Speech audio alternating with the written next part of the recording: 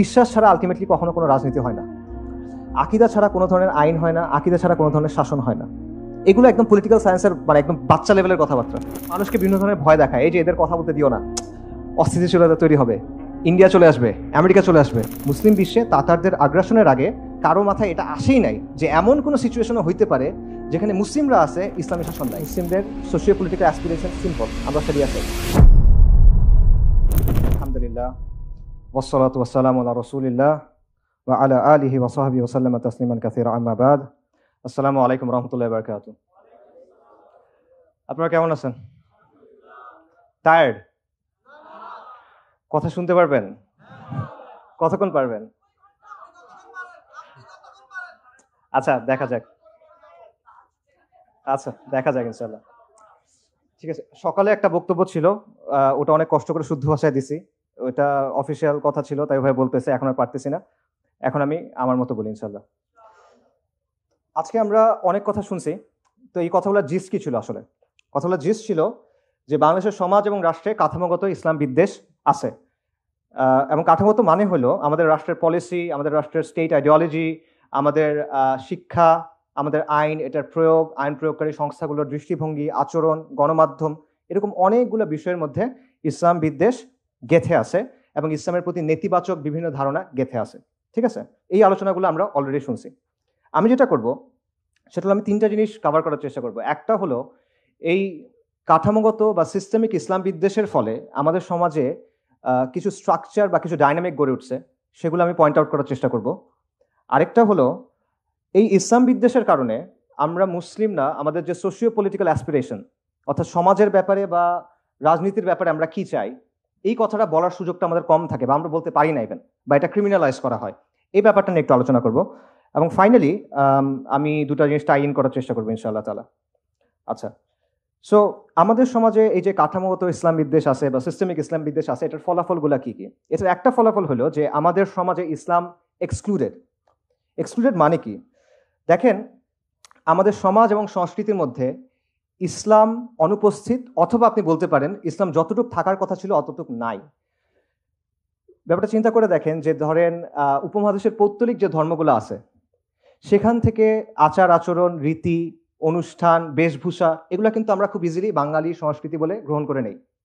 মঙ্গল প্রদীপ, মঙ্গল শোভাযাত্রা, মূর্তি, মুখোশ, এগুলো কোত্থেকে আসতেছে এগুলো তো আমরা বুঝতেছি, তাই না? এগুলো কিন্তু আপনি গ্রহণ করতে পারেন, এগুলো অসাম্প্রদায়িক, এগুলো সংস্কৃতি নিরপেক্ষ, তাই সবার উপর চাপায় দেওয়া যায়।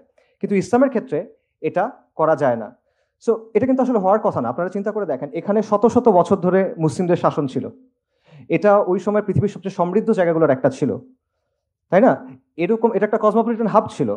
তো সেই হিসেবে মুসলিম আইডেন্টিটি এবং ইসলামের যে রিপ্রেজেন্টেশনটা হওয়ার কথা ছিল, ওটা কিন্তু আমাদের এখানে হয় না। সো এটা এই ইসলামোফোবিয়া বা সিস্টেমিক ইসলাম বিদ্বেষের একটা ইম্পর্টেন্ট ফলাফল। আবার দেখেন, ইসলামের যেই বিষয়গুলোকে নিতে চায় সেগুলো কোন বিষয়? সেগুলো হলো ওই বিষয় যেগুলো হিন্দুস্তানি যেই পেগানিজম আছে সেটার সাথে মিশে গেছে, মাজার সংস্কৃতি, ওরস বা এই টাইপের জিনিসপত্রগুলো, এইগুলো তারা গ্রহণ করবে, কিন্তু যেগুলো আদিও অকৃত্রিম ইসলাম সেটার ক্ষেত্রে তারা গ্রহণ করতে চায় না। এরকম একটা ব্যাপারও থাকে। পাশাপাশি দেখেন যে ইসলামের ভিজিবল যে কোনো কিছু, মুসলিমদের জমায়েত হইতে পারে, মুসলিমদের পোশাক হইতে পারে, মুসলিমদের অনুষ্ঠান হইতে পারে, এই জিনিসগুলোকে নেতিবাচকভাবে দেখার একটা টেন্ডেন্সি আছে। আর এটা সবচেয়ে ভালো এক্সাম্পল হলো এই যে হাসিনা, সে একটা কথা বলছিল যে একটা সংবাদ সম্মেলনে, সকালে ওটা বলছি, যে বোরখা পরা মহিলাদের কথা বলতে গিয়ে বলছিল যে এগুলা কি, এটা একদম তাবুর মতো হয়ে থাকবে। এবং এটা ইন্টারেস্টিং। কেন ইন্টারেস্টিং? কারণ হাসিনা কিন্তু নিজেকে ইসলাম বিদ্বেষী হিসেবে প্রেজেন্ট করে না। সে প্রেজেন্ট করে সে একজন তাহাজ্জুদ গুজার মানুষ, সে খুব রিলিজিয়াস, জানামাজ সাথে নিয়ে ঘুমায়, মানে বিছনা থেকে গরম দিয়ে সে জানামাজে পড়ে, এরকম একটা অবস্থা। তো এই ভাইবে আছে, কিন্তু সেও বুঝে যে এইটা বললে তার সমস্যা হবে না। সে কিন্তু নামাজের ব্যাপারে এটা বলবে না, এত নামাজ পড়ার কি দরকার, এটা কখনো হাসিনা বলবে না। সে কি বলবে? এত বোরখা পড়ার কি দরকার, কারণ সে জানে সমাজের মধ্যে এটার একটা অ্যাকসেপ্টেন্স আছে। ঠিক আছে, সো এই জিনিসটা যে ইসলাম বিদ্বেষ যে আসলে আমরা মনে করতে পারি এটা আসলে ওরকম শক্তিশালী কিছু না, বাট এটা আসলে অনেকাংশে সমাজের মধ্যে নর্মালাইজড, সব বিষয়ে না হলেও অনেক বিষয় আসলে নর্মালাইজড। পাশাপাশি দেখেন যে মুসলিমদের জমায়েতকে ক্ষতিকর হিসেবে দেখানোর একটা টেন্ডেন্সি আছে। করোনার সময় দেখেন সব চলতেছে, মসজিদে জামাত হবে না। কলকারখানায় করোনা যায় না, সে অনেক বড় মুত্তাকি, সে শুধু মসজিদে থাকে, মানে জাহেদ লোক, সে আর কোথাও যাচ্ছে না, সে মসজিদে এসে বসে আছে, এরকম একটা অবস্থা। তারপর ধরেন 71 টিভি না ডিবিসি আমার মনে নাই, এখানে আমি জানি না আসলে আছে কিনা, যাই হোক, তাদের এক আলোচনায় বলতেছিল যে মুসলিমদের কবর দেওয়ার দরকার নেই, পুড়ে দাও। চিন্তা করে এটা কি পসিবল? আপনি কখনো এটা বলতে পারবেন? অন্য কোনো ধর্মের অনুসারীদের ক্ষেত্রে আপনি বলতে পারবেন? আমরা মানে ইসলামের জায়গা থেকে আমরা কখনো এটা সাপোর্ট করি না এরকম বলা, বাট কেউ কি কখনো বলবে যে ঠিক আছে তোমাদের এটা করার দরকার নেই, পানিতে ভাসিয়ে দাও? না, কিন্তু এটা মুসলিমদের ক্ষেত্রে বলা হবে।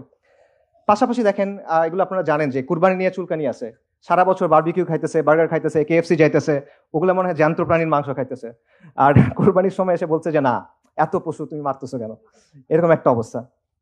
সো এটা হলো একটা জিনিস যেগুলো আমরা ইসলাম বিদেশের কারণে সোসাইটির মধ্যে আসতেছে।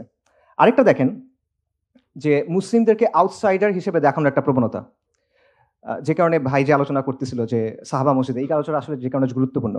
দেখেন বাংলাদেশে একজন রবীন্দ্রসঙ্গীত শিল্পী ছিলেন, মারা গেছেন, মিতা হক। ওনার একটা বিখ্যাত বা কুখ্যাত বক্তব্য আছে, সেটা হলো যে তুমি মুসলিম ভালো কথা, কিন্তু তুমি বাঙালি না কেন?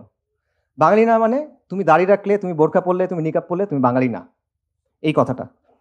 তার কথার অর্থটা কি? অর্থটা হলো যে ইসলাম মানো, কিন্তু আমি যেভাবে বলতেছি এভাবে মানো। আমি ঠিক করে দিব তুমি কতটুকু ইসলাম মানন করতে পারবা। আমি একটা ছক দিব, এই ছকটার মধ্যে তুমি ইসলাম মানো, এর বাইরে যাবা না। এর বাইরে যদি যাও তাহলে কি? তাহলে তুমি বাঙালি না, ঠিক আছে? আর এর ভেতরে যদি মানো, আমার কথা যদি শোনো, তাহলে আমরা তোমাদেরকে জায়গা দিব, তোমরা বসতে বসতে পারবে, এখানে তোমাদের জায়গা করে দিব। আচ্ছা, আর যদি কোরআন সুন্নাহ মানো তাহলে তুমি বাঙালি হবে না। এবং এই যে বাঙালি না তুমি, এটা বলার অর্থটা কি? এটা বলার অর্থ মানে আপনি আমার অংশ না, আপনি সমাজের প্রতিনিধিত্ব করেন না, আপনি outsider, you don't belong here. আমরা এখানে খাইতে বসলে তোমরা জায়গা দিব না, তুমি আমাদের লোক না, ঠিক আছে? এইটা হলো যে আপনাকে আউটসাইডার বানায় রাখার একটা ব্যাপার। এবং ব্যাপারটা একটা এরকম যে হয় নিজেকে বদলাও, সহি বাঙালি হও, নইলে বাইর হও, ঠিক আছে? আমরা জমিদার, তোমরা চাষাভুষা, যেমনে বলবো এমনি থাকবা, এরকম একটা ব্যাপার। আচ্ছা, সো মিতা হক সেকুলারদের যে অংশের প্রতিনিধিত্ব করে সেটা এখন কিছুটা দুর্বল, আলহামদুলিল্লাহ। বাকি এই বয়ানটা আসলে যায় নাই এখনো, এই বয়ান এখনো বহাল তবিয়তে আছে। কিভাবে আছে? আপনারা এখন একটা কথা শুনছেন যে বাংলাদেশে আরবের ইসলাম চলবে না, বাংলার ইসলাম চলবে। এই কথার সাথে মিতা হকের কথার আসলে পার্থক্য কি? কোনো পার্থক্য নাই, লিটারেলি কোনো পার্থক্য নেই, এক্স্যাক্টলি সেম কথা। আমি তোমাকে ইসলামের একটা ভার্সন দিব, আমি তোমাকে ইসলামের একটা ছক দিব, এর ভিতরে ইসলাম মানবা, এর বাইরে যাবা না। এর বাইরে গেলে তুমি ভিনদেশি খারেজি। যদি তুমি মনে করো ইন্নাদ-দীন ইনদাল্লাহিল ইসলাম, তাহলে তুমি নাজদের ইসলাম পালন করতেছো, ঠিক আছে? একদম সেম জিনিস। এবং দুই জায়গার মূল কথাটা কি? মূল কথাটা হলো there is a right way to be Muslim and there is a wrong way to be Muslim. There is a right Islam and there is a wrong Islam. আর এটা কে ঠিক করবে কোনটা সঠিক ইসলাম? ওরা ঠিক করবে, ওরা ঠিক করবে, আপনার ওটা মানতে হবে। এবং রাইট উইথ মানে রাইট মুসলিম হলে কি হইতে হবে? আপনার সহি বাঙালি হইতে হবে, আপনার সহি লিবারাল হইতে হবে, আপনার এলজিবিটি কিউ মানতে হবে। মানে তারা আপনাকে শর্ত দিবে, এগুলো মেনে মেনে আপনাকে প্রমাণ করতে হবে যে না ভাই আমি আসলে তোমার সোসাইটিতে বিলং করি।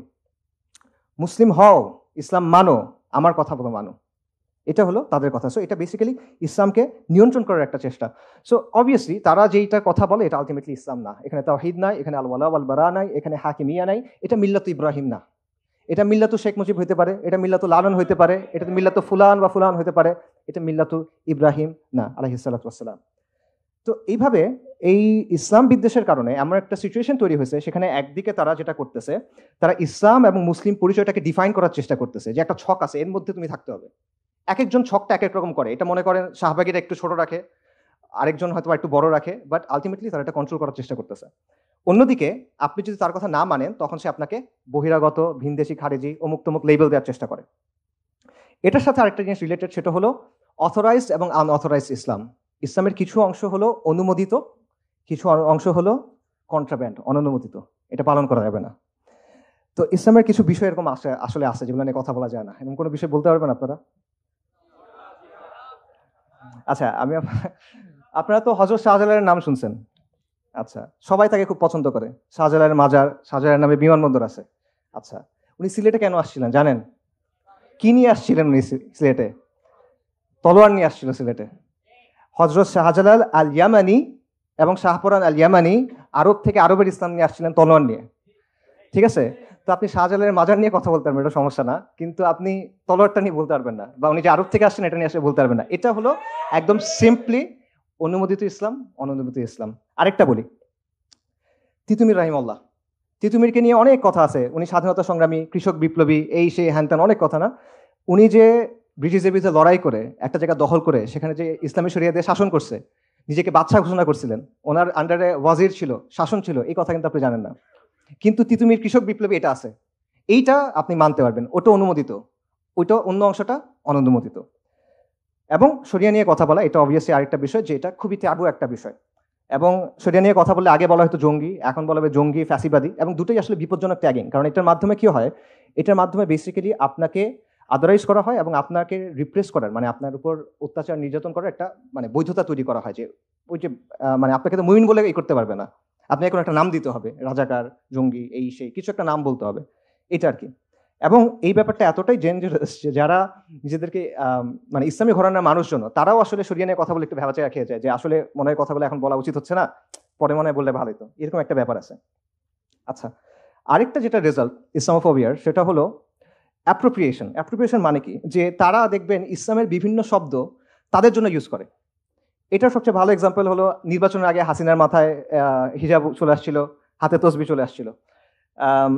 বাকি আমরা ওই যে জুলুম, মজলুম, শাহাদা, আমাদের দেশে তো নূহ নবীর নৌকা, এই কথাও প্রচলিত ছিল আলাইহিসসালাম।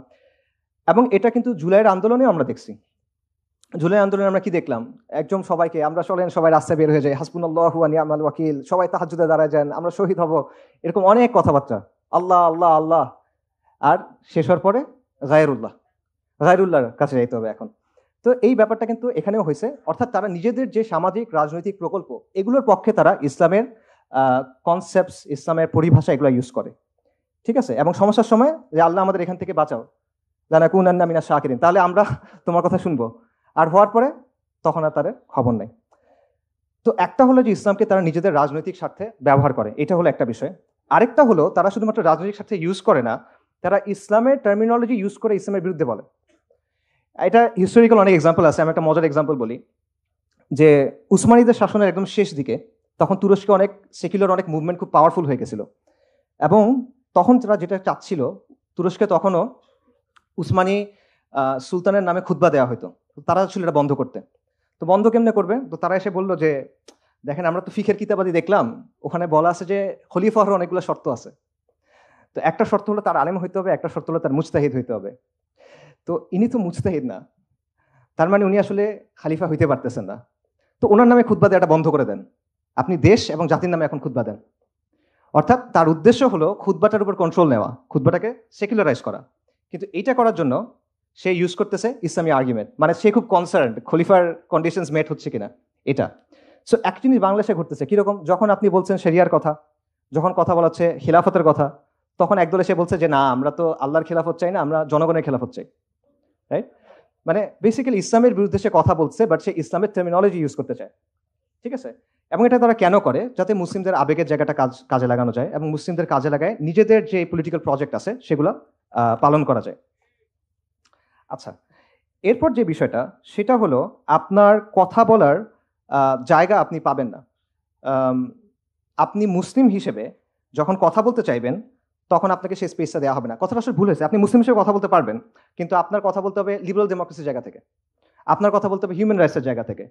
একটা মেয়ে সে ফেমিনিজমের জায়গা থেকে হিজাবের পক্ষে কথা বলতে পারবে, কিন্তু শরিয়ার জায়গা থেকে সে বলতে পারবে না, ঠিক আছে। যতক্ষণ পর্যন্ত আপনি লিবারাল ডেমোক্রেসি, লিবারাল সেকুলারিজমকে মেনে নিছেন, আপনি বলেন যে ঠিক আছে তোমার সব মূলনীতি আমি মেনে নিছি, আমি তোমাকে চ্যালেঞ্জ করবো না, তখন তার যে একটা সীমানা আছে সেটার ভেতরে আপনি কথা বলতে পারবেন, বাট এর বাইরে গিয়ে আপনি কথা বলতে পারবেন না। ব্যাপারটা হয়েছে অনেকটা এর মতো, যে জালালউদ্দিন রুমির কবিতার অনুবাদের মতো। জালালউদ্দিন রুমির যে কবিতা আছে সেগুলো কিন্তু ওয়েস্টে খুব পপুলার, ঠিক আছে, এবং ওয়েস্টের অনেক সেলিব্রিটি আছে যারা এগুলা খুব পছন্দ করে। কিন্তু তার কবিতা অনুবাদ করতে গিয়ে যেটা হয়েছে, এগুলোকে রোমিও জুলিয়েটের কবিতা বানায় ফেলছে। রুমির কবিতা তো সুফি পোয়েট্রি, ঠিক আছে, এখানে আল্লাহর প্রতি ভালোবাসা, রসুল্লাহ সাল্লাহ সাল্লামের প্রতি ভালোবাসা, ফানা, এরকম ব্যাপার আছে। আপনি এটা সে দ্বিমত করেন, ওটা ভিন্ন কথা, বাকি এটা তো লাইলি মজনুর কবিতা না। কিন্তু ওয়েস্টে অনুবাদ করার সময় এটাকে প্রেমের কবিতা বানায় ফেলছে। কেন? কারণ রুমিকে যদি ওয়েস্টের কাছে খাওয়াইতে হয়, তাহলে তার কাছ থেকে ইসলামটা সরাইতে হবে। সো সিমিলারলি আপনি যদি সমাজে এসে কথা বলতে চান মুসলিম হয়ে, আপনার ইসলামটা সরাই রেখে আসতে হবে, তাহলে আপনি বলতে পারবেন, ইসলামটা নিয়ে আসতে পারবেন না।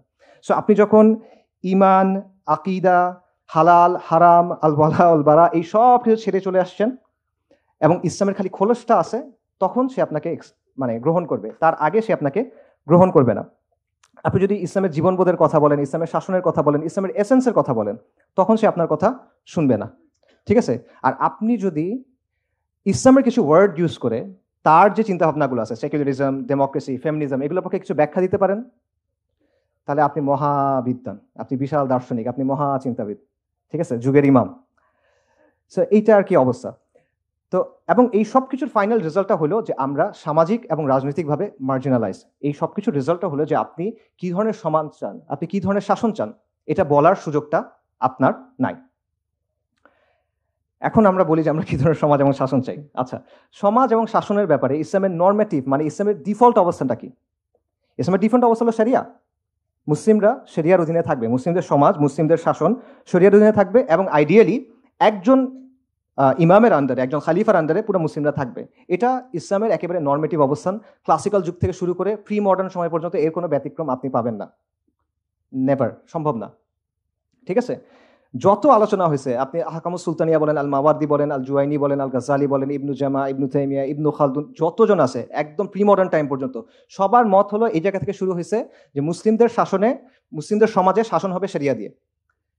এইটার বাইরে কোনো কথা নেই। এবং আইডিয়াল সিচুয়েশন সবসময় এটা যে একজন খালিফার আন্ডারে পুরো মুসলিমরা একত্রিত থাকবে। এই অবস্থার সাথে ব্যতিক্রম করছে এমন কেউ নাই। এবং তাতারদের আগ্রাসনের আগে, মুসলিম বিশ্বে তাতারদের আগ্রাসনের আগে কারো মাথায় এটা আসেই নাই যে এমন কোনো সিচুয়েশনও হইতে পারে যেখানে মুসলিমরা আছে, ইসলামী শাসন নাই। এটা তাদের didn't even ochre to them. ঠিক আছে, তো এটা হলো একদম বাই ডিফল্ট, মানে আমাদের একদম ইনবিল্ট অবস্থান। কিন্তু এই অবস্থানটা আজকে অপরিচিত হয়ে গেছে টু দ্য এক্সটেন্ট, যখন কেউ এটা বলে যে আমরা শরিয়া চাই, তখন এটা মনে হয় মহা র্যাডিক্যাল একটা কাজ হয়ে গেছে। অথচ এটা ইসলামের একদম ডিফল্ট পজিশন। মানে আপনি যেমন নামাজের ব্যাপারে কি আপনার কাছে যদি বলে 5 ওয়াক্ত সালাত নাকি 6 ওয়াক্ত, আপনি অবাক হয়ে যাবেন, এটা কি বলে? এটা ওরকম একটা ব্যাপার। সো এই চেঞ্জটা আসলে কিভাবে হলো? এই চেঞ্জটা হয়েছে কলোনিয়াল যুগে, উপনিবেশিক আগ্রাসনের সময়। উপনিবেশিক আগ্রাসনের দুটা কাজ হয়েছে। এক, তারা আমাদের উপর তাদের শাসন চাপায় দিছে। বা তার আগে তারা কি করছে? আমাদের তো একটা শাসন ছিল, সেটাকে তারা একদম স্টেপ বাই স্টেপ সিস্টেম্যাটিকভাবে ডিসম্যান্টেল করছে। ঠিক আছে, এটার কিছু এক্সাম্পল আপনারা শক্তিফের আলোচনায় শুনছেন যে যখন সূর্যাস্ত আইন হয়েছে, চিরস্থায়ী বন্দোবস্ত হয়েছে, একটা সোসাইটির ইকোসিস্টেম কিন্তু সম্পূর্ণ চেঞ্জ হয়ে যায়। এই যে মুসলিম এলিটরা ছিল, তাদের জমিদারি যখন চলে গেল, তাদের উপর কিন্তু অনেক একটা কমিউনিটি ডিপেন্ডেন্ট। এটা কিন্তু পুরো জিনিসটা আসলে ওলটপালট হয়ে যাচ্ছে। আরেকটা জিনিস চিন্তা করেন, জাস্ট একটা এক্সাম্পল, ওয়াকফ বা আওকাফ যে সিস্টেমটা, এটা কিন্তু মুসলিম বিশ্বে একসময় যত ল্যান্ড ছিল তার মধ্যে 1/3 ওয়াজ ওন্ড থ্রু আওকাফ, ওয়াকফের মাধ্যমে। এবং ওয়াকফ কিন্তু শাসকের আন্ডারে না, এটা কমিউনিটি ওন্ড। এবং মুসলিম বিশ্বে যত ওয়েলফেয়ার কার্যক্রম হইতো ম্যাক্সিমাম হইতো ওয়াকফের মাধ্যমে। ওয়েলফেয়ার স্টেটের ধারণাটা কিন্তু আসলে ইসলামে নাই। কেন নাই বলতেছি, কারণ ওয়েলফেয়ার স্টেট মানে হলো স্টেটের সাইজটা অনেক বড় হবে এবং স্টেট অনেক ট্যাক্সেশন করবে, নাহলে সেগুলো আপনাকে দিবে কেমন? এতগুলো সার্ভিস দিতে হলে আপনার ট্যাক্সেশন নেওয়া হবে না। তো ইসলামে কিন্তু ব্যাপারটা এরকম ছিল না। ইসলামের সোশ্যাল ওয়েলফেয়ারের কাজকর্মগুলো হতো আওকাফের মাধ্যমে, ওয়াকফের মাধ্যমে, যেগুলো কমিউনিটি ওন্ড, যেখানে শাসকের নিয়ন্ত্রণ নাই। এবং এটার ফলে একটা সুন্দর কমিউনাল ইকোসিস্টেম কিন্তু তৈরি হইতো। ওই ওয়াকফ থেকে যারা পড়তেছেন, যারা স্টুডেন্টরা, মাদ্রাসার স্টুডেন্টরা হইতে পারে, এখানে আলেমরা হইতে পারে, গবেষকরা হইতে পারে, বিধবা, ইয়াতিম, মিসকিন, সবার জন্য টেক কেয়ার কিন্তু আপনি ওখান থেকে করতেছেন। এবং শাসকের কোনো ওয়ে নাই সেখানে এসে ইন্টারফেয়ার করার। এটা কি করে? এটা কমিউনিটিকে পাওয়ারফুল করে, এম্পাওয়ার করে, এবং এটা সেন্ট্রালাইজ যে পাওয়ার স্টেটের বা শাসকের যে সেন্ট্রালাইজ পাওয়ার, সেখানে একটা লিমিট দেয়। তো ইউরোপিয়ানরা কি করছে? সিস্টেম্যাটিক্যালি এটা নষ্ট করে ফেলছে। এসেই প্রথমে সেন্ট্রালাইজ করছে, গভর্নমেন্ট আন্ডারে নিয়ে নিছে, তারপর ওগুলা নষ্ট করে দিয়েছে পুরোপুরিভাবে। সো এইভাবে যেটা হলো যে কলোনিয়াল যুগে তারা আমাদের সিস্টেমটা আপরুট করছে, উঠায় ফেলছে পুরোপুরি, তারপর তারা নিজেদের সিস্টেমটা বসায় দিছে। তখন আমরা কি করছি? মুসলিমরা কি করছে? উপমহাদেশের কথা চিন্তা করেন, আমরা শুরু থেকে এটা বাধা দিয়ে আসছি।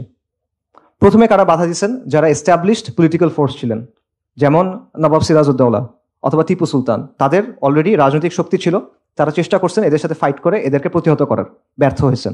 তারপর কি হয়েছে? তারপর আপনি দেখবেন সব রিভাইভালিস্ট মুভমেন্ট তৈরি হয়েছে, তাজদিদি মুভমেন্ট। এবং এই সবগুলো তাজদিদি মুভমেন্টের উদ্দেশ্য কি ছিল? তাদের উদ্দেশ্য ছিল, তাদের মোটিভেশন ছিল ইসলাম, তাদের উদ্দেশ্য ছিল ইসলাম। তারা এদের বিরুদ্ধে ফাইট করতেছেন ইসলামের শিক্ষার আলোকে, এবং এদেরকে সরায় তারা কি আনতে চান? ইসলাম আনতে চান।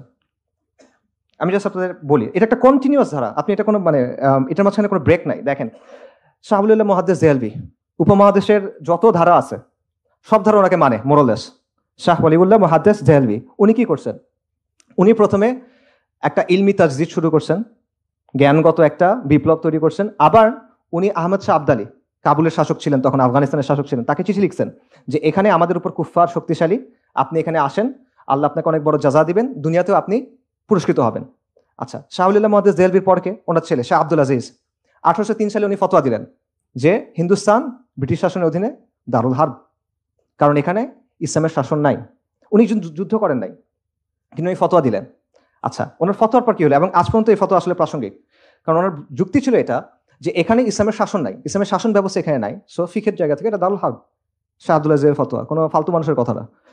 আচ্ছা, এরপরে দেখেন শাহ ওলিউল্লাহ এবং শাহ আব্দুল আজিজ তাদের যে দাওয়া, তাদের যে আন্দোলন, এটা রেজাল্ট কি? এটা রেজাল্ট হলো ইমাম সাইয়্যেদ আহমেদ শাহিদ রাহিমাহুল্লাহ এবং শাহ ইসমাইল শাহিদ, তাদের যে আন্দোলন, তারিকায়ে মুহাম্মাদিয়া আন্দোলন বা বালাকোট আন্দোলন বলে আমরা অনেকে চিনি, এবং উপমহাদেশের যতগুলো এখন বড় বড় ধারা আছে, দিনী ধারা, কোনো না কোনোভাবে এটার সাথে যুক্ত। দেওবন্দি ধারা বলেন, আহলে হাদিস ধারা বলেন, বালাকোটি সুন্নি ধারা বলেন, সবাই ইমাম সাইয়্যেদ আহমদ শাহিদকে মোরালেস সম্মান করে, তার প্রতি কৃতজ্ঞ তারা।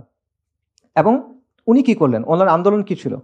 প্রথমে ওনার আন্দোলন করলেন যে আমাদের ঈমান আকীদা বিশুদ্ধ করতে হবে, আমাদের কুফর শিরক বিদআত থেকে সরে আসতে হবে, এটা ছিল প্রথম ধাপে। তারপরের ধাপে গিয়ে কি বললেন? যে ইসলামী ইমারা কায়েম করতে হবে। সাইয়্যেদ আহমদ শহীদের মূল প্রজেক্ট এটাই ছিল, ঠিক আছে। আচ্ছা, আলাদা পলিটি তৈরি করা যায়, মানে ওনার চিন্তাটা ছিল এটা যে মুসলিমদের এখন আলাদা একটা পলিটিক্যাল এন্টিটি লাগবে, এভাবে হবে না। এবং পাকিস্তানের চিন্তাটাও আসলে আপনি এর মধ্যে পাবেন, এটা আমি পরে আসতেছি। আচ্ছা, সাইয়্যেদ আহমেদ শহীদের মুরিদ, ওনার দ্বারা প্রভাবিত, ডিরেক্টলি ওনার মুরিদ মির নিসার আলী তিতুমির, যেটা বললাম। তো ওনাকে তো অনেক কথা বলা হয়, যেটা মহাশ্বেতা দেবী ওনাকে নিয়ে নাটকও লিখছেন, সাবঅল্টার্ন হিসেবে প্রেজেন্ট করছেন ওনাকে বিপ্লবী হিসেবে প্রেজেন্ট করা হয়, কৃষক বিপ্লবী হিসেবে প্রেজেন্ট করা হয়। বাট উনি কি করছেন? উনি বেসিক্যালি জমিদার এবং ব্রিটিশদের বিরুদ্ধে লড়াই করে 24 পরগনার কিছু জায়গা দখল করে নিয়েছেন, এবং দখল করে প্রায় এক বছর 1830 নভেম্বর থেকে 1831 নভেম্বর পর্যন্ত, ওনার শাহাদাতের আগ পর্যন্ত ওই জায়গায় উনি শরিয়া দিয়ে শাসন করছেন, উনি নিজেকে বাদশা ঘোষণা করছেন। কি বলবেন আপনি? ঘুরে ফিরে সেই এক জায়গায় আসতেছেন আপনি। এরপর দেখেন সাইয়্যেদ আহমেদ শাহিদের খালিফা, সাদিকপুরের একটা সম্ভ্রান্ত আলেম পরিবার, বিখ্যাত পরিবার, মাওলানা উইলায়াত আলী এবং মাওলানা ইনায়েত আলী। ওনারা কি করলেন? 1831 6 মে বালাকোটে সাইয়্যেদ আহমেদ শাহিদ শহীদ হয়ে গেলেন। এরপরে 1840 দশক থেকে মাওলানা উইলায়াত আলী এবং মাওলানা ইনায়েত আলী পুরো ভারতবর্ষ জুড়ে ব্রিটিশদের বিরুদ্ধে একটা আন্দোলন গড়ে তুললেন। তাদের আন্দোলনের রাজনৈতিক কেন্দ্র হলো সাদিকপুরে, পাটনা, তাদের মিলিটারি বেস হলো ওয়াজিরিস্তানে, সিত্তানা, এবং তাদের দাওয়াতি অনেক জায়গা ছিল বাংলাদেশে, বিশেষ করে বেঙ্গল, মানে যেটাকে আমরা এখন উত্তরবঙ্গের আহলে হাদিস বেল্ট মনে করি, ওই জায়গায়। এবং আপনার একটা বই আছে দ্য ইন্ডিয়ান মুসলমানস, আপনারা চাইলে এটা পড়ে দেখতে পারেন, উইলিয়াম হান্টারের। সেখানে প্রথম 1, 2, 3 চ্যাপ্টার আপনারা পড়ে দেখবেন যে কত সফিস্টিকেটেড একটা নেটওয়ার্ক ওনাদের ছিল। ওনারা বেঙ্গল থেকে টাকা পয়সা মানুষ সব ওই ওয়াজিরিস্তানে সিত্তানাতে পাঠাতেন, এবং সেইখানে তারা ব্রিটিশদের বিরুদ্ধে লড়াই করে গেছেন কয়েক দশক। ব্রিটিশরা 60টার বেশি অভিযান পরিচালনা করছে তাদের দমন করার জন্য, পারে নাই পুরোপুরি তাও। এবং ব্রিটিশদের এই ছিল যে এরা হলো হিন্দুস্তানে আমাদের শাসনের বিরুদ্ধে একটা পার্মানেন্ট থ্রেট, এই লোকেরা, এই মাওলানা উলিয়াত আলীর যারা অনুসারীরা ছিল। এবং মাওলানা আবুল হাসান নিনাদভি ওনার বিখ্যাত বই, উনি বলছেন যে ভারতবর্ষের স্বাধীনতার পেছনে যাদের অবদান, সবাইকে এক পাল্লায় দিবেন, সাদিকপুরীদেরটা আরেক পাল্লায় দিবেন, এটা বেশি ভারী হবে। সো তাদের উদ্দেশ্য কি ছিল? আবারও শরিয়া কায়েম করা। এরপর আসেন শামেলির কথায়। 1857 সালে মহাবিপ্লব বা বিপ্লব যেটাই বলেন, ওই সময় উত্তরপ্রদেশের একটা জায়গা আছে থানা ভবন, সেখানে জনগণ রাস্তায় নেমে আসলো, ব্রিটিশরা পালাই গেল। তখন কয়েক মাস সময় সেখানে ইসলামী শরিয়া দ্বারা শাসন হয়েছিল। কারা করছিলেন? ইমদাদুল্লাহ মুহাজির মাক্কি, কাসেম নানতুবি, রাশিদ আহমেদ গাঙ্গুহি। এনারা কারা? আকাবিরা দেওবন্দ। এনারা গিয়ে দারুল উলুম দেওবন্দ গঠন করছেন। তাদের উদ্দেশ্য কি ছিল? শরিয়া ছিল। তারপর আসেন আমি মনে করি আমাদের জন্য সবচেয়ে প্রাসঙ্গিক যারা, ফরাজি আন্দোলন, এবং এটা সমসাময়িক আন্দোলন। 1818 সালে হাজী শরীয়তুল্লাহ রাহিমাহুল্লাহ উনি ফরাজি আন্দোলন শুরু করেন। ফরাজি আন্দোলন যুদ্ধ করে নাই। বালাকোট এবং তিতুমির, বাঁশের কেল্লা, দুটা তো কাছাকাছি সময়, মেতে একটা, নভেম্বরে একটা। এরপরে ওনারা যুদ্ধ করেন নাই, কিন্তু ওনারা ওনাদের মতো আন্দোলন চালায় গেছেন। তাদের অবস্থান ছিল হিন্দুস্তান দারুল হার্ব, এই জন্য ওনারা জুমার নামাজ পড়তেন না। এখন এটা ফিকিভাবে আপনি তার সাথে দ্বিমত করেন, ওটা ইস্যুটা না। আমার পয়েন্টটা হলো যে এটা কিন্তু একটা পলিটিক্যাল পজিশন। তারা বলছে যে এই শাসনটাকে, এটা দারুল হার্ব, এটা আমাদের ডিফল্ট পজিশন না। সো আমরা আমাদের ডিফল্ট যেভাবে আমাদের নর্মালি ইসলাম পালন করার কথা, সেটা আমরা এখানে পালন করতে পারতেছি না।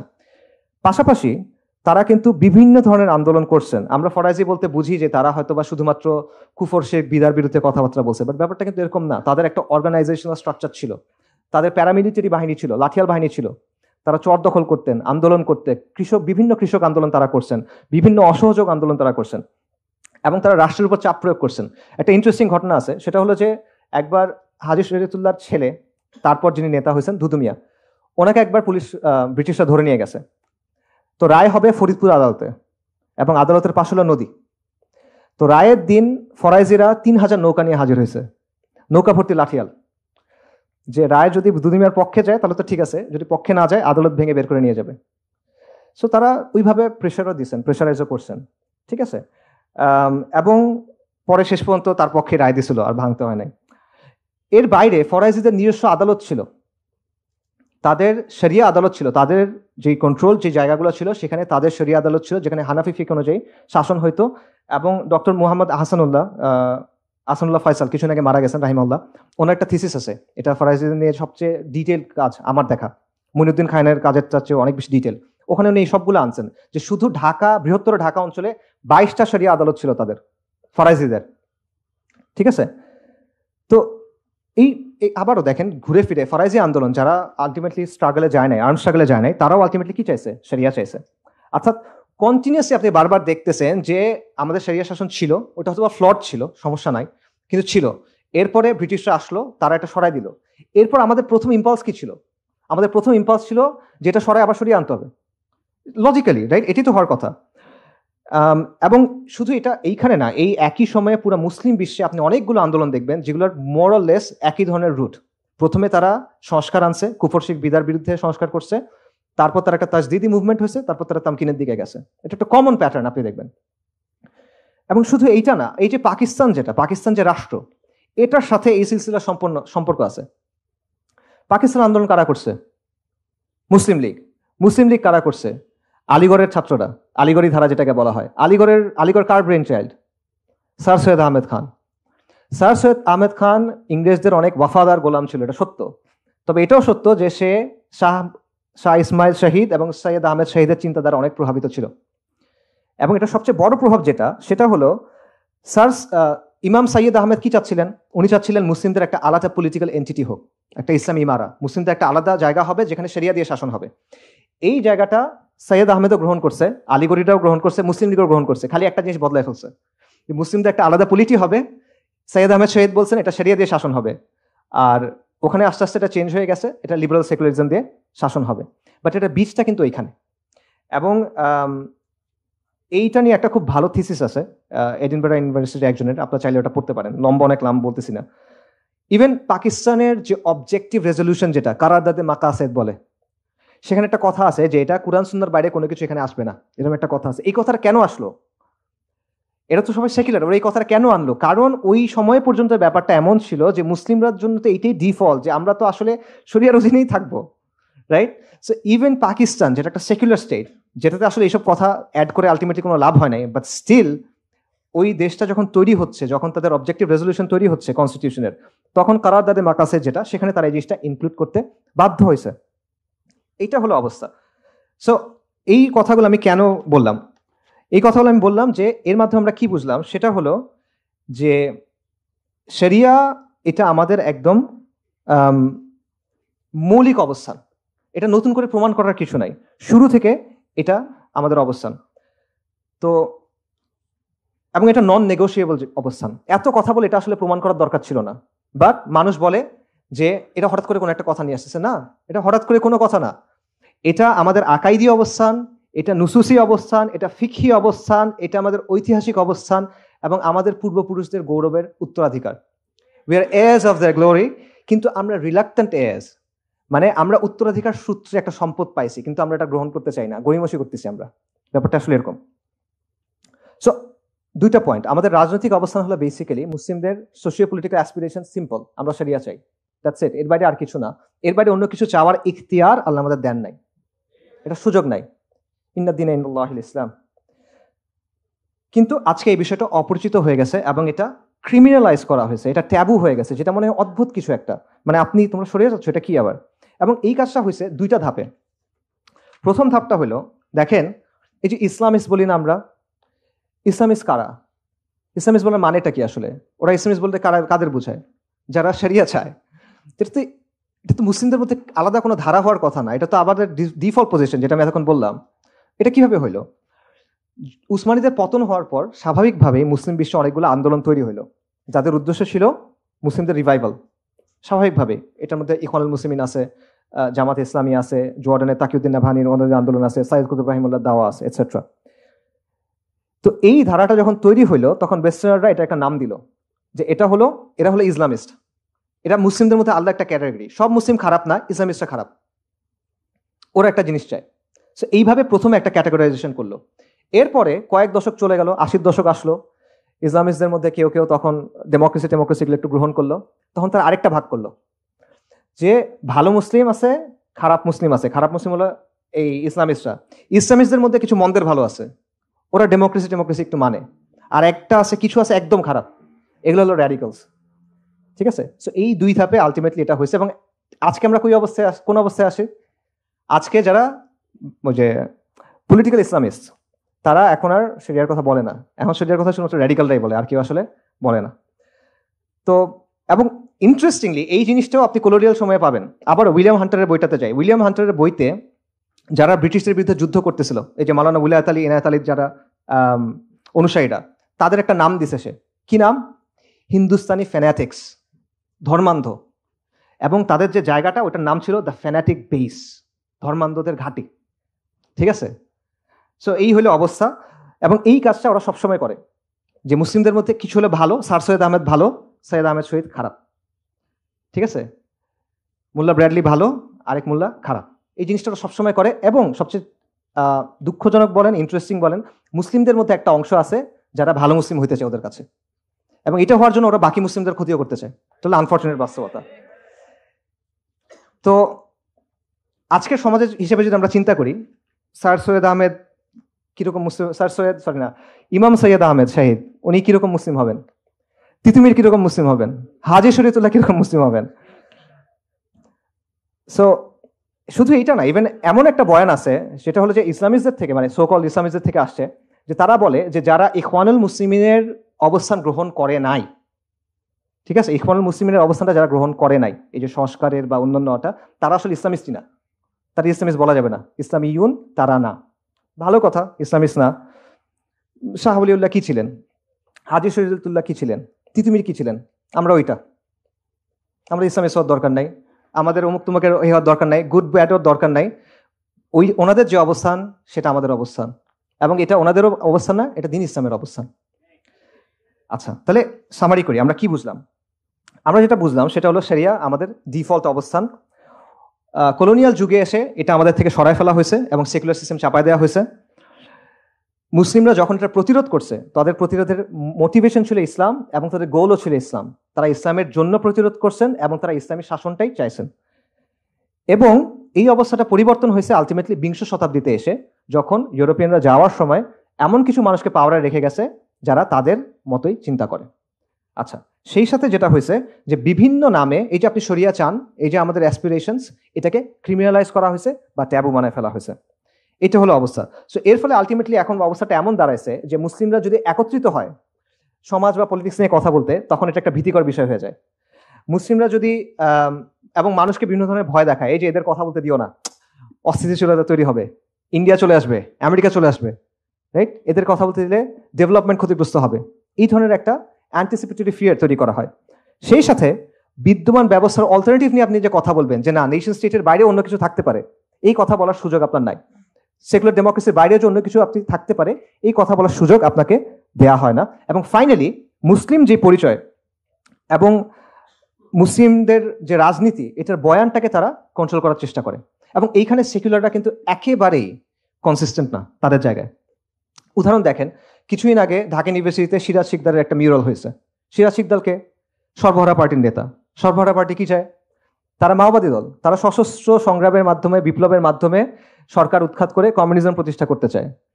এই পার্টির মাধ্যমে অপহরণ হয়েছে, খুন হয়েছে, ব্যাংক ডাকাতি হয়েছে, এবং তাদের মধ্যে আন্ত পার্টি খতমের রাজনীতি বলে একটা বিষয় ছিল, যে পার্টির ভেতরে একজন একজনকে মেরে ফেলতেছে, খতমের লাইন। তাকে নিয়ে কিন্তু আপনি মিডল বানাতে পারছেন।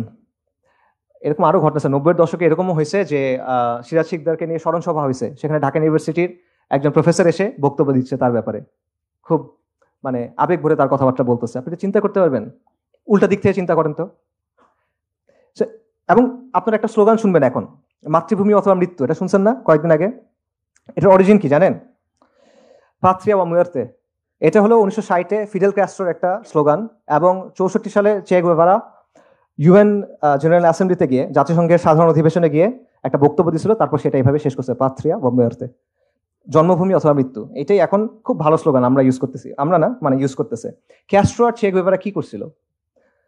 তারা তারা সশস্ত্র বিপ্লবের মাধ্যমে সরকারকে উৎখাত করে তার নিজের আদর্শ প্রতিষ্ঠা করছিল, তাই না? সো এইরকম একটা লোকের টি শার্ট আপনি পড়তে পারতেছেন, তার ক্যাপ পড়তেছেন, আপনি খুব ভালো হিরো, প্রগতিশীল, অনেক জোস।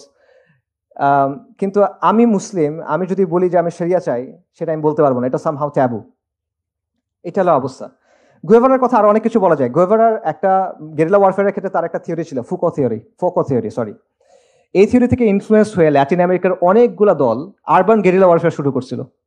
যদিও গুয়েভারার থিওরি ছিল রুরাল এরিয়া নিয়ে, ওটা ভিন্ন আলোচনা। আরবান গেরিলা ওয়ারফেয়ার মানে কি? Basically terrorism. তার মানে হচ্ছে গুয়েভারা বেসিক্যালি টেরোরিজমের একজন তাত্ত্বিক, কিন্তু আপনি তাকে সেলিব্রেট করতে পারতেছেন, কোনো সমস্যা নাই। চে গুয়েভারার আন্ডারে বৈপ্লবিক আদালতের মাধ্যমে অনেক মানুষের ফাঁসি হয়েছিল। মানুষের রক্ত তার হাতে লেগে আছে, ভালো খারাপ ওটা পরে আলোচনা, বাট লেগে তো আছে। তাকে সেলিব্রেট করতে কোনো সমস্যা নাই। কিন্তু আমি যদি শরিয়ার কথা বলি, আমি আপনার কোনো আইন ভাঙতেছি না, কিন্তু আমি বলতেছি আমার জায়গা থেকে যে আমি শরিয়া চাই, আমি এটা মানি না, তখন আপনি এটা বলতে দিবেন না। এটা একেবারেই কনসিস্টেন্সি না, এবং এটা সেকুলারদের চরম ধরনের ইনকনসিস্টেন্সি, যেটা তারা আসলে স্বীকার করে না এবং তারা আসলে আড়াল করে রাখতে চায়। মৌলিক সমস্যা কোন জায়গায়? মৌলিক সমস্যাটা হলো, দেখেন, বিশ্বাস ছাড়া আলটিমেটলি কখনো কোনো রাজনীতি হয় না, আকিদা ছাড়া কোনো ধরনের আইন হয় না, আকিদা ছাড়া কোনো ধরনের শাসন হয় না। এগুলো একদম পলিটিক্যাল সায়েন্সের মানে একদম বাচ্চা লেভেলের কথাবার্তা, ঠিক আছে? মানে নিউট্রাল কখনো কোনো আইন হইতে পারে না। যে কোনো পলিটিক্যাল শাসন, যে কোনো শাসন ব্যবস্থা, যে কোনো পলিটিক্যাল সিস্টেম, যে কোনো আইন, এটার পেছনে একটা ধারণা থাকে যে আমি কি ধরনের সমাজ চাই, একটা ভালো জীবন কেমন হবে, গুড লাইফের ভিশনটা কেমন হতে পারে, রাইট? সমাজ কেমন হওয়া উচিত। তো এই যে ঔচিত্যের যে ধারণা, এটা কোত্থেকে আসবে আপনার কাছে? আপনার তো একটা মেটাফিজিক্স আছে, আপনার একটা আকিদা আছে, সেখান থেকে এটা আসতেছে, তাই না? তো আপনি যেটাই বলেন, যত নিউট্রালিটি কথা বলেন, যাই বলেন, আলটিমেটলি এখানে বিলিফ থাকে, এখানে ওয়ার্ল্ড ভিউ থাকে। আর এখানেই মানুষের মতপার্থক্য হয়। মতপার্থক্য হয় দেখে কনফ্লিক্ট হয়, কারণ মানুষ মৌলিক বিশ্বাসের ব্যাপারে একমত হইতে পারে না। আবারও এগুলো একদম পলিটিক্যাল সায়েন্সের লিবারালিজমের 101 কথাবার্তা, যে মানুষ যদি মৌলিক বিষয়ের ব্যাপারে একমত হইতে না পারে, তাহলে তুমি সলভ করবা কেমনে? এখানে কনফ্লিক্ট রেজলিউশনটা কেমনে হবে? সো বাংলাদেশের সেকুলারদের এবং আমাদেরও সবারও আসলে যেটা বোঝা দরকার, সেটা হলো ইসলাম এবং সেকুলারিজমের মধ্যে একটা ইররিকনসিলিয়েবল কনফ্লিক্ট আছে। এটা এমন একটা কনফ্লিক্ট যেটা কোনোদিন সমাধান হবে না, এটা একটার সাথে মিলতে পারবে না, যে কোনো একটা থাকতে হবে, ঠিক আছে? সো এখন আপনার যেটা চিন্তা করতে হবে, ঠিক আছে, কেউ একজন সেকুলার, সে সেকুলারিজমকে ভালো মনে করে, সে চায় সেকুলারিজমই থাক, এবং সেটাই আছে, তারাই তো বিজয়ী। আচ্ছা, কিন্তু কেউ কি তাদের সাথে দ্বিমত করতে পারবে? এটাকে তারা অ্যালাউ করবে কিনা? যদি এমন কোনো সিচুয়েশন আসলো, মনে করেন এটা অনেক সিচুয়েশনে আসে আসলে, যে ইসলামের অবস্থানের সাথে সেকুলারিজমের অবস্থান মিলতেছে না, তখন কোনটা প্রাধান্য পাবে? সেকুলার সংবিধান, তাই না? তো একজন রিলিজিয়াস মুসলিম এটা মানবে কিভাবে? সে যদি মনে করে যে এটা আমি মানা সম্ভব না, আমার পক্ষে এই জিনিসটা আমি একসেপ্ট করা সম্ভব না, থিওলজিক্যালি আমার পক্ষে এটা একসেপ্ট করা সম্ভব না, আকাইদি ভাবে আমি এটা একসেপ্ট করতে পারতেছি না, তো আপনি তাকে কি সলিউশন দিবেন তখন? তোমরা সবাই বাঙালি হয়ে যাও, তোমরা সবাই বাংলার মুসলিম হয়ে যাও, এগুলো বলবেন আপনি? এটা হবে না আসলে। সো এই জায়গাটা আসলে চিন্তা করতে হবে যে আপনি এই জায়গাটা কিভাবে ডিল করবেন। ধরেন কেউ কোনো আইন ভাঙলো না, ফরাজিদের মতো চিন্তা করেন, কিন্তু সে বলল যে আমি আমার জায়গা থেকে, আমার দিনের জায়গা থেকে, আমার আকিদার জায়গা থেকে আমি ইসলামের বাইরে আর কোনো কিছু মানতে পারবো না, আমি শরিয়া চাই। তো এই অবস্থান যদি কেউ নেয় এবং সমাজ এবং রাষ্ট্রে তারা যদি একটা সিগনিফিকেন্ট ফোর্স হয়ে ওঠে, এই সেকুলার রাষ্ট্র তাকে কিভাবে ডিল করবে, সেকুলাররা তার সাথে কিভাবে ডিল করবে, এই প্রশ্নটা চিন্তা করার দরকার আছে। এবং এই প্রশ্নটা কেন আমি করতেছি, কারণটা হলো আমাদের সমাজ এবং রাষ্ট্র সেকুলারটাই নিয়ন্ত্রণ করে, এবং এই সেকুলারিজম যেটা আছে এটা কিন্তু মানুষের ইচ্ছায় আসে নাই, এটা কোয়ার্সিভ ফোর্সের মাধ্যমে আসছে, জোর করে বসানো হয়েছে সহজ ভাষায়, এবং তারা কিন্তু জোর করে টিকে আছে। এটা তাদের মধ্যে যারা বুদ্ধিমান তারা বোঝে, বোকারা না বুঝতে পারে। আমাদের মধ্যে যারা বুদ্ধিমান তারাও বুঝে, বোকারা না বুঝতে পারে। তো এই জন্য তাদের চিন্তা করা দরকার যে তারা কি নিজেদের অবস্থানে কনসিস্টেন্ট হবে, তারা কি মার্কেট প্লেস অফ আইডিয়াজে এই ইসলামী শরিয়ার ব্যাপারে আলোচনাকে আসতে দিবে, চিন্তার হাটবাজারে আসতে দিবে, নাকি তারা ডাবল স্ট্যান্ডার্ডের দিকে যাবে? এবং এই প্রশ্ন নিয়ে চিন্তা করা দরকার, কারণ আলটিমেটলি ইসলাম এবং সেকুলারিজমের দ্বন্দ্ব যেটা, এটাই ইনশাআল্লাহ সামনে বাংলাদেশে সবচেয়ে গুরুত্বপূর্ণ প্রশ্ন হয়ে দাঁড়াবে। সেটা ওদেরও চিন্তা করা দরকার, এটা আমাদেরও চিন্তা করা দরকার। আমাদের জন্য সবাই করণীয় কথা জিজ্ঞেস করে, একটু করণীয় কথা বলি। যারা অনেক ডিটেলে জানতে চান আমার কিছু লেখাটা কাছে পড়তে পারেন, what is to be done একটা লেখা আছে, ওটা পড়তে পারেন। বাট জেনারেলি কিসের জন্য করণীয়? বাই দ্য ওয়ে, ইসলাম বিদ্বেষের জন্য করণীয়, শরিয়ার জন্য না, ইসলাম বিদ্বেষের জন্য করণীয় বলতেছি। আচ্ছা, আপনার কয়েকটা ফ্রন্টে কাজ করতে হবে। একটা কাজ হলো আদর্শিক ফ্রন্টে, আইডিওলজিক্যালি। সেটা কি? প্রথম হলো ইসলামের বিশুদ্ধ আদর্শ ধারণ করা, কমপ্লিটলি ইসলামের যে ওয়ার্ল্ড ভিউটা আছে এটা গ্রহণ করা। এর মধ্যে জোড়াতালি আছে, নিশ্চিতভাবে আছে আপনার গ্রহণ করার মধ্যে, এটা আমি নিশ্চিত। কারণ আমরা যেভাবে ইসলামটা বুঝি, আমাদের সমাজে যেটা ইনপুটটা দেয় ওটা একটা করাপ্টেড ইনপুট। সো এটার মধ্যে জোড়াতালি আছে, এই জোড়াতালিগুলো খুঁজে খুঁজে বের করে আপনার সরাইতে হবে।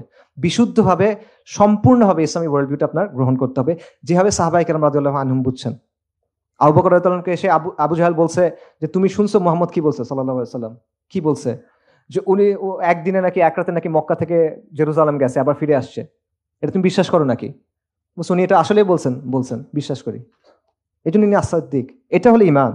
এইভাবে আপনার ইসলামটাকে গ্রহণ করতে হবে। সো এটা হলো প্রথম কাজ। দ্বিতীয় যেটা কাজ সেটা হলো এই ইসলাম বিদ্বেষের যে স্তম্ভগুলো আছে, যেগুলো ভাইদের আলোচনায় অনেকগুলো আসছে, সেকুলারিজম, বাঙালি জাতীয়তাবাদ ইত্যাদি ইত্যাদি, এগুলোকে আপনার আউটরাইট অ্যাটাক করতে হবে আদর্শিকভাবে। আউটরাইট অ্যাটাক করা, ডিলেজিটিমাইজ করতে হবে কমপ্লিটলি। আপনি এর সাথে কুসুম কুসুম ভালোবাসা করতে পারবেন না, যে ঠিক আছে এটা একটু আছে ওইটা একটু আছে, না না এটা ভালো ওইটা ভালো, এইরকম করলে রবীন্দ্রনাথের কবিতা আসলে খুব ভালো, রবীন্দ্রনাথের কবিতা খুব ভালো, খুবই ভালো, তার লেখাও খুবই ভালো, but it doesn't concern me. আমি তার সাহিত্যমান নিয়ে আলোচনা করতে আসি নাই। এটা আমার আইডেন্টিটি, অস্তিত্বের একটা প্রশ্ন। আমার যখন ফ্রি টাইম থাকবে আমি তখন এগুলো করবো, বউকে শোনাবো, ওটা ভিন্ন বিষয়। ঠিক আছে? সো এই ব্যাপারে আপনার কুসুম কুসুম অ্যাপ্রোচ নিলে হবে না। You have to completely delegitimize them. এই আইডেন্টিটি, এই ন্যারেটিভ আপনার ভেঙে ফেলতে হবে। এটা রেখে আপনি কখনো এই হতে পারবেন না। এখানে কোনো হাফ মেজার নাই। Half measure always fails. You have to go full in. এটা হলো একটা বিষয়। আরেকটা হলো আদর্শিক অঙ্গনের আরেকটা কাজ, যেটা আমি বারবার বলি, আবারও বলবো, বলে যাবো ইনশাল্লাহ। সেটা হলো ইসলাম এবং সেকুলারিজমের যে দ্বন্দ্ব, এটাকে আপনার বারবার সামনে নিয়ে আসতে হবে। যখন একটা সমাজের মধ্যে কোনো একটা দ্বন্দ্বের ব্যাপারে মানুষ একমত হয় যে আসলে এটা একটা প্রবলেম, তখন ওই সমাজটা কোনো একটা দিকে যাইতে পারে। তার আগ পর্যন্ত এটা ঘুরতে থাকবে। অনেক কিছু হবে, 69 হবে, 90 হবে, 24 হবে, 37 হবে, 51 হবে, অনেক কিছু হইতেই থাকবে। কিন্তু আপনি ঘুরতে থাকবেন, পরিবর্তন আসবে না। আপনার ওটা একটা জায়গায় নিয়ে যেতে হবে। এটা নিয়ে যাওয়া সবচেয়ে সহজ, মানে এটা ওই যে নবীদের দাওয়ার তো অনেকগুলো স্টাইল ছিল, এক একজন এক এক রকম স্টাইল ছিল আলাইহিস সালাতু ওয়াস সালাম। ইব্রাহিম আলাইহিস সালাম এই কাজটা কিভাবে করছিলেন? উনিকে মূর্তি ভেঙে দিয়েছেন ডিরেক্ট গিয়ে। তো এটা হলো মিলাতু ইব্রাহিম, ওনার স্টাইল এটা। আমরা এইভাবে হয়তো পারবো না, ওই আজিমাত আমাদের নাই। বাকি এটা বোঝা, এটা বোঝা যে মূল জায়গাটা আপনার নিতে হবে এবং সমাজকে বাধ্য করতে হবে এই জায়গায় আসতে। নইলে আবার এটা ঘুরতে থাকবে ঘুরতে থাকবে ঘুরতে থাকবে, মানুষ মরবে, এই হবে সেই হবে, আলটিমেটলি কোনো পরিবর্তন আসবে না। এর বাইরে বাকি সব কিছু at the end of the day will amount two exercises in futility. Ultimately এখান থেকে তেমন কিছু আসবে না। আচ্ছা, এটা হলো একটা। কাজের ক্ষেত্রে কি করবেন? কাজের ক্ষেত্রে প্রথম যে পয়েন্টটা সেটা হলো আমাদের সামাজিক শক্তি অর্জন করতে হবে। সামাজিক শক্তি মানে কি? এটা মানে আমাদের অনেক প্রতিষ্ঠান হবে, আমাদের অনেক টাকা পয়সা হবে, আমাদের অনেক ডিগ্রি থাকবে, এরকম কিছু না। এটা সামাজিক শক্তি না। আমি সামাজিক শক্তি একটা স্পেসিফিক পলিটিক্যাল সেন্সে ইউজ করতেছি। সামাজিক শক্তি মানে হলো আপনার চারপাশের যে পরিস্থিতি, আপনার চারপাশের যে এনভায়রনমেন্ট, এটাকে আপনি চেঞ্জ করতে পারেন বা ইনফ্লুয়েন্স করতে পারেন। এটা হলো সামাজিক শক্তি। এবং এটা একটা পলিটিক্যাল ডেফিনেশন। জিন শার্প নামে একজন পলিটিক্যাল সায়েন্সিস্ট ছিল, মারা গেছে, আমেরিকান। তার লেখা এটা আছে, এবং শুধুমাত্র তার লেখা না, আরো অনেকের লেখায় আছে। আমি স্পেসিফিক এই অর্থে বলতেছি সামাজিক শক্তি। অর্থাৎ আপনার সমাজে নেগোশিয়েট করার ক্যাপাসিটি অর্জন করতে হবে, আপনার প্রেশারাইজ করার ক্যাপাসিটি অর্জন করতে হবে। তা না হলে হবে না। আপনার অনেক টাকা পয়সা আছে কিন্তু এই ক্যাপাসিটি নাই, লাভ নাই, দখল হয়ে যাবে।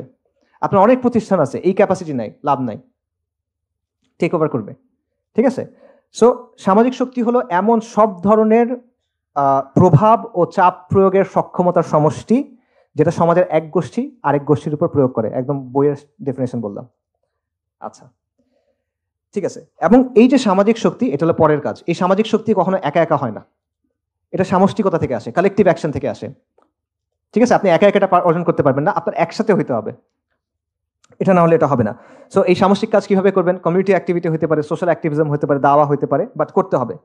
এবং এটা কেন আপনি করবেন? এটা করবেন কারণ এই সমাজ আপনাকে দাঁড়ানোর জায়গা দিতে চায় না। আপনার ওই জায়গাটা করে নিতে হবে। এটা আরেকজন এসে দিয়ে যাবে না, কিন্তু এটা আপনাকেই করতে হবে। আপনার ছেলে এসে করবে না, আপনাকেই করতে হবে। সো এই জন্য আজকে যেহেতু এই জায়গাটা আপনার নাই, আপনি কোনো দল করেন না, আপনি কোনো নির্বাচন করেন না, আপনি মাদ্রাসা স্টুডেন্ট না, মাওলানা না, এটসেট্রা এটসেট্রা, তো আপনার কথা বলার সুযোগ নাই। এই তুমি কি কথা বলছো কেন, যাও গা, জঙ্গি, এরকম। সো আপনার ওই জায়গাটা তৈরি করে নিতে হবে। এটা আপনাকে কেউ এনে ব্লাটিতে সাজায় এনে দিবে না। ঠিক আছে? উল্টো দিকে হেঁটে হেঁটে আসলে সমাজের যে স্রোত এটা আপনাকে পরিবর্তন করতে হবে, এটা আর কোনো অপশন নাই। এখানে কোনো ম্যাজিক বুলেট সমাধান নাই। আপনার একদম গ্রাসরুটস থেকে কাজ করতে হবে। আপনার নিজের এলাকা, নিজের পাড়া, নিজের গ্রাম, নিজের ইউনিভার্সিটি বা নিজের প্রতিষ্ঠান, এই জায়গাগুলো থেকে কাজ করতে হবে। এটা ছাড়া অপশন নাই। এবং এই কালেকটিভ অ্যাকশন, এই সোশ্যাল অ্যাক্টিভিজমের মাধ্যমে আপনার ওই অবস্থানটা তৈরি করে নিতে হবে। সো সমাধান এগুলো হলো আসলে সমাধানের জন্য অ্যাকচুয়াল স্টেপস, বোরিং স্টেপস, শুনতে ভালো লাগে না, গরম না, তেমন জজবা আসে না এগুলো শুনলে, কিন্তু আলটিমেটলি এগুলাই সমাধান আমি মনে করি। ফরাইজিরা কি করছিল দেখেন, তাদের জন্য অনেক অপশন বন্ধ ছিল, বাট স্টিল কিন্তু তারা কিন্তু একটা ব্যবস্থা করছিল। সরি, একটা কথা আমি বলতে ভুলে গেছি। ফরাইজিদের ব্যাপারে ব্রিটিশ আমলে একটা ম্যাজিস্ট্রেট ছিল নবীন চন্দ্র সেন, তার একটা কথা ছিল, বিখ্যাত উক্তি, যে ফরাইজিরা ব্রিটিশ রাজের অধীনে রাষ্ট্রের ভিতরে একটা রাষ্ট্র কায়েম করছে, স্টেট উইদিন এ স্টেট, এই হিসেবে তারা করছিল। সো একটা কালেকটিভ শক্তি হিসেবে আপনার সমাজে হাজির হইতে হবে এবং একটা নতুন সোশ্যাল ব্লক হিসেবে আপনার নিজেকে গড়ে তুলতে হবে। তখন আপনি নেগোশিয়েট করতে পারবেন, তখন আপনি চাপ দিতে পারবেন, তখন আপনার কথা তারা শুনতে বাধ্য হবে। তার আগ পর্যন্ত সে শুনবে না, সে কন্টিনিউসলি জমিদার কন্টেস্টে চেষ্টা করবে চাষা ভূষাদেরকে দমন পীড়ন করতে। ঠিক আছে? আচ্ছা, সো শর্তগুলো, কাজগুলো কি কি বললাম? একটা হলো আদর্শিক বিশুদ্ধি, পরিপূর্ণভাবে ইসলামী ওয়ার্ল্ড ভিউ ধারণ করা, ইসলাম বিদ্বেষের আদর্শিক যে স্তম্ভগুলো আছে সেগুলোকে আউটরাইট রিজেক্ট করা এবং অ্যাটাক করা, ইসলাম এবং সেকুলারিজমের দ্বন্দ্বকে সমাজের মূল দ্বন্দ্বে পরিণত করা, এবং কালেকটিভ অ্যাকশন, কমিউনিটি অ্যাক্টিভিজম, এবং এর মাধ্যমে সামাজিক শক্তি অর্জন করা। শেষ করি, সেকুলারদের বিভিন্ন ঘরানার অনেক বক্তব্য আছে, সেই বক্তব্যগুলোর মূল জিসটা কি? মূল জিসটা হলো ইসলামকে তাদের মতো কাটছাট করে ব্যাখ্যা করতে হবে, ইসলামকে তাদের দেওয়া প্রেসক্রিপশন অনুযায়ী মানতে হবে, এবং তারা কিছু রিকোয়ারমেন্টস ঠিক করে দিবে, কিছু মাপকাঠি ঠিক করে দিবে, শর্ত ঠিক করে দিবে, আমার সেগুলো দিয়ে দিয়ে প্রমাণ করতে হবে, এই যে দেখো আমি কিন্তু ভালো, আমাকে একটু জায়গা দাও। ঠিক আছে? অর্থাৎ সেকুলারদের স্ট্যান্ডার্ডে আমাদের কন্টিনিউয়ালি নিজেদেরকে প্রমাণ করতে হবে। সো চিন্তার এই পুরো ফ্রেমওয়ার্কটা আমাদেরকে রিজেক্ট করতে হবে। আপনি যা ইচ্ছা করেন সে আপনাকে ভালো হিসেবে মেনে নেবে না, সে সাময়িকভাবে হয়তো আপনাকে মানবে, বাট সে আপনাকে ইউজ করবে আলটিমেটলি।